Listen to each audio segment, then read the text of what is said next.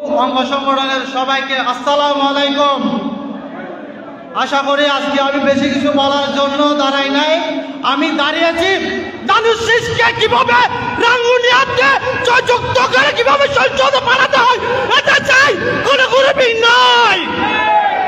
আমার বেশি কিছু বক্তব্য দিতে চাই না, আমার একটাই বক্তব্য, আমরা বিএনপি পরিবার, আমাদের ভিতরে কোনো বেচার নেই, কোনো গ্রুপিং নেই, আমরা সবাই বাই বাই।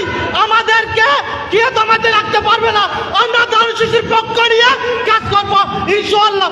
বাংলাদেশ জিন্দাবাদ, রাঙ্গুনিয়া উপজেলা ছাত্র দল জিন্দাবাদ, শহীদ জিয়া, ওমর হক, কালাল জিয়া সুস্থ হোক, তারেক রহমান জিন্দাবাদ, টেক ব্যাক বাংলাদেশ।